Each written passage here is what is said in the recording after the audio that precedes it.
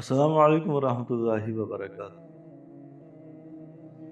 صرف 5 منٹ کے عمل سے آپ کا دشمن آپ سے معافی مانگنے پر مجبور ہو جائے گا۔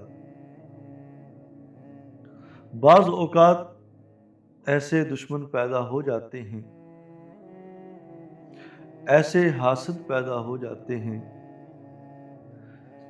کہ دشمن طاقت کے اعتبار سے بھی مضبوط ہے، افرادی قوت کے اعتبار سے بھی مضبوط ہے، روابط کے اعتبار سے بھی مضبوط ہے۔ کسی بھی اعتبار سے دشمن کا مقابلہ نہیں کر سکتے، اور دشمن آئے دن نئی نئی سازشیں کر رہا ہے، آئے دن نئے نئے پروپگنڈے کر رہا ہے، آئے دن نقصانات پہنچا رہا ہے، وہ آئے دن ذہنی پریشان کر رہا ہے۔ تو صرف یہ 5 منٹ عمل کیجیے اور اپنے دشمن کو ذلیل و رسوا ہوتا دیکھیے۔ بہت ہی قیمتی عمل ہے، بارہا کا مجرب ترین عمل ہے۔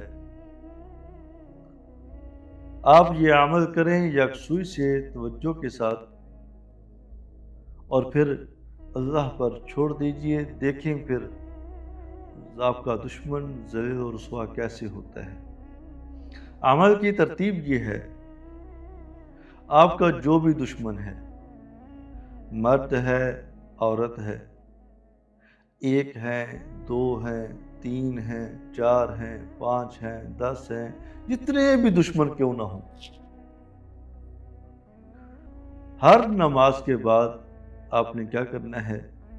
صرف 11 مرتبہ پڑھنا ہے، اللہم انا نجعلک فی نحورہم ونعوذ بک من شرورہم۔ 11 مرتبہ یہ پڑھنا ہے، اور 7 مرتبہ سورہ کوثر پڑھنی ہے۔ سورہ کوثر پڑھتے ہوئے آنکھیں بند کر دینی ہیں، آنکھیں بند کر کے سورہ کوثر پڑھنا شروع کر دینی ہے، صرف 7 مرتبہ۔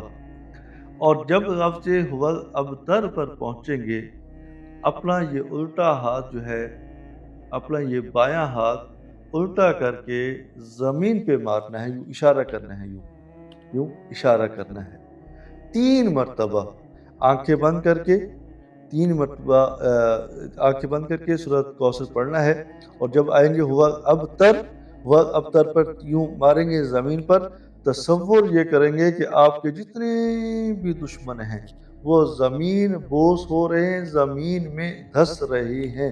اس تصور کے ساتھ ہوا ابتر 3 مرتبہ پڑھنا ہے، اور یہ سورہ کوثر کوشش کریں 11 مرتبہ ہو جائے تو سونے پہ سہاگا، ورنہ کم از کم 7 مرتبہ پڑھیں۔